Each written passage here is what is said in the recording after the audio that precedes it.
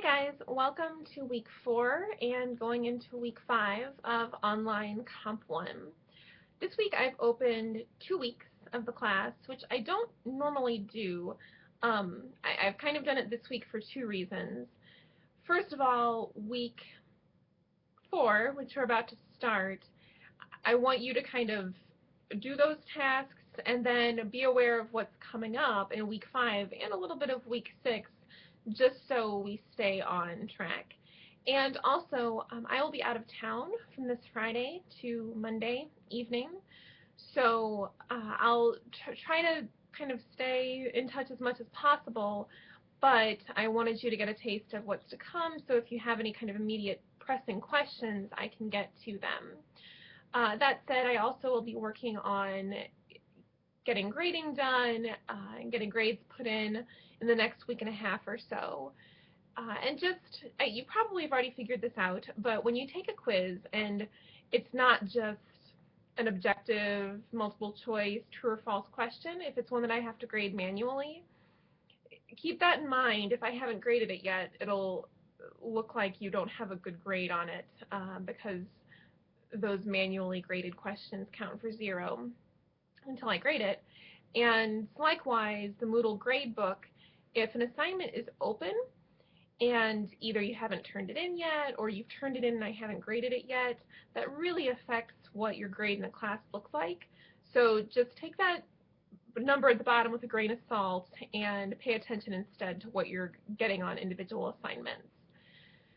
So that said, starting with week 4, our heavy focus in the next few weeks and leading us into the rest of the semester is going to be both the rhetorical situation and the rhetorical appeals.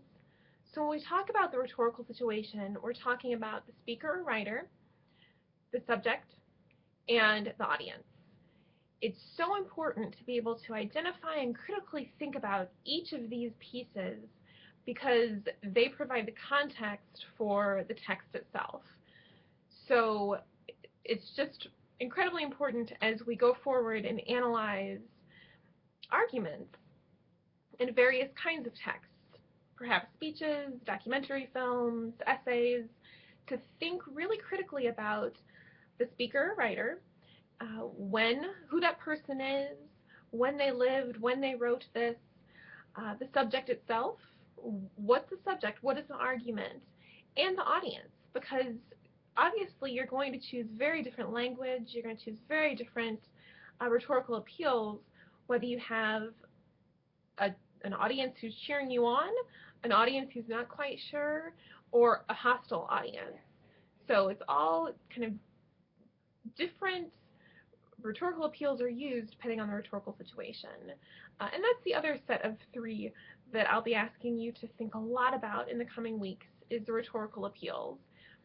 Ethos appeal, the credibility of the speaker or writer, does that person have authority, why do we trust that person, the pathos appeal of emotion, emotional language, trying to get us to feel something, and the logos appeal, quotes from other sources, other good sources, statistics, data. All of those things go together to create a good piece of rhetoric, a good argument. So none of these things exist in a vacuum. They all work together to help us understand and analyze and create good arguments. For our purposes right now, we're going to kind of zone in and try to isolate some of these things as we start to critically analyze argument. So for this week, I'm asking you to watch a documentary film called Food Inc. I've provided a link. If you have Netflix streaming or Amazon Prime, you can get it there in better quality, but this should do the job, the link that I've sent you.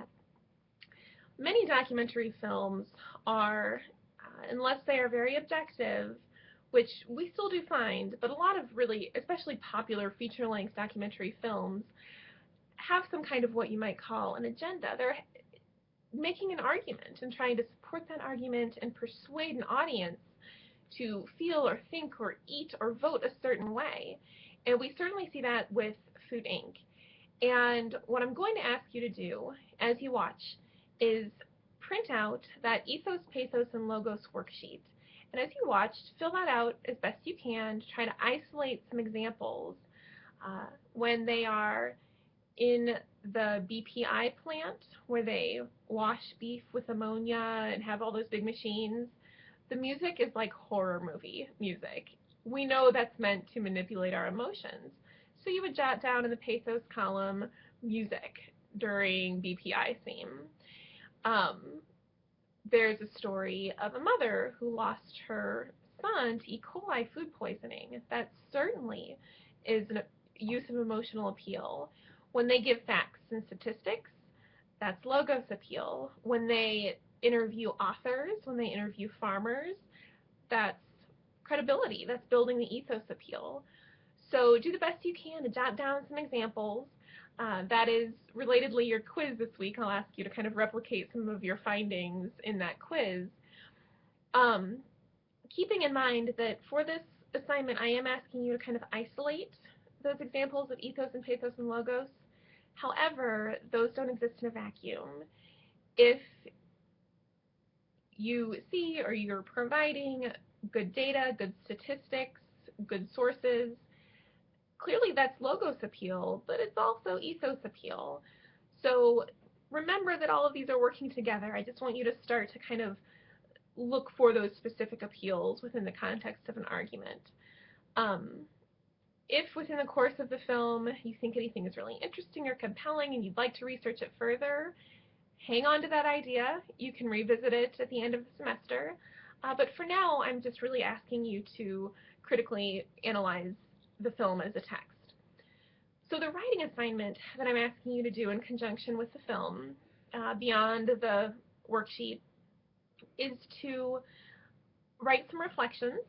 So first person point of view, just your thoughts and feelings, and I've provided those prompts in the assignment sheet. I'd like for you to produce a summary of the film. This might just be a few sentences long, no more than a paragraph. Objective, no opinion, none of your thoughts or analysis, just what the film is about, what it tackles, what the main ideas are. And then I'm asking you to write a short critical analysis. This just might be 3 to 5 paragraphs, just a couple of pages, where you're going to make an argument about the argument, where you're going to argue that the film is effective or ineffective. And as long as you can support your argument, you're always right. So I say that with some caveats, of course. So if you want to make the argument that the film is ineffective because it relies too much on pathos appeal, trying to get us to feel certain things, you would use examples of music, of the mother's story, and say that that clouds the argument. If you want to argue that the film is effective because of the statistics it uses and because of the people it interviews, that's totally valid as well. So you're critically analyzing the film as a text, not the topic itself, but the film as a text. And you'll use your handout for that as well. The examples of ethos and pathos and logos that you might think were really strong appeals or something that came up short. So try your hand at critical analysis. And you'll also have a works cited page with just the film on it. I've given you the film information and told you exactly where to go in your little brown handbook to cite it properly. So that's that. That is this week what I'm asking you to do. I would like you then to jump in to week 5. And you'll notice that I don't have discussion forums for these weeks because your load of watching and reading and writing is a bit heavy. So we're going to focus on that for a couple of weeks instead of the discussion forums. So we're going to continue next week with the analysis, the critical reading for ethos and pathos and logos appeal. You will really focus in on Martin Luther King Jr.'s letter from Birmingham jail. I have provided a few links for you. I want you to watch a short video giving it context. There are a couple other links that give it context, and then I've provided a Word document that you can print out, which you'll need to do. So you can annotate it and mark it up. Use different color highlighters, pen or pencil. Somehow mark it up and look for specific examples of ethos, pathos, and logos. And you'll use that. You'll use that annotated copy to write a timed essay, which is kind of our version of an in-class essay. So when you've read it, you've marked it up, then I'll ask you to open up the quiz. You'll have 50 minutes, 50, to write a multi-paragraph essay analyzing the rhetorical appeals in Letter from Birmingham Jail. Close all of your other browser tabs, close your books. All I want is for you to have your marked up Letter from Birmingham Jail and the quiz open. That's it.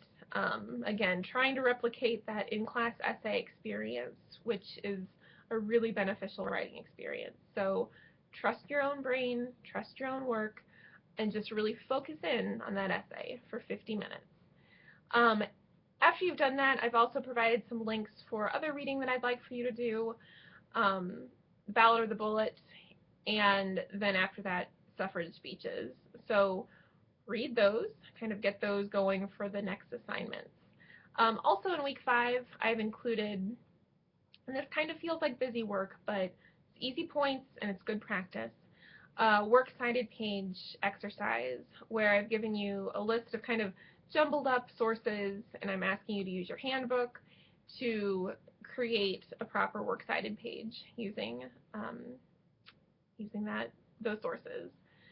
So this is a lot. This sounds like a lot, but remember, this is over the course of the next 2 weeks. So your main goals of the next 2 weeks are, in conjunction with Food Inc., a quiz looking at ethos, pathos, and logos, and a 3-part writing assignment, which I've given you detailed instructions for in the writing assignment. And the next week, print off, mark up Letter from Birmingham Jail, and you'll write a timed essay on that, and you'll also do a works cited exercise. So those are your big assignments and goals for the next 2 weeks. And then I'll also ask you to start reading the Malcolm X, Sojourner Truth, and Susan B. Anthony texts. Those are all speeches. We're really focusing in on the rhetoric of social change in these next couple of weeks because it's an excellent way to analyze rhetorical appeals and the rhetorical situation, thinking about audience, who was King's audience, and then we'll talk about who Malcolm X's audience was and how that affected their rhetoric. So know that that's coming, but really focus in these next couple of weeks on, as I started the video saying, the rhetorical situation, the rhetorical appeals, really digging in. I've provided a lot of resources in these first few weeks. Revisit them as needed. Revisit them often, even if you think you don't need them. And let me know if you have any questions or concerns. This is a lengthy video, sorry for that. I'll post another short one next week just to kind of prep us a little bit even more for week 5. Have a great week.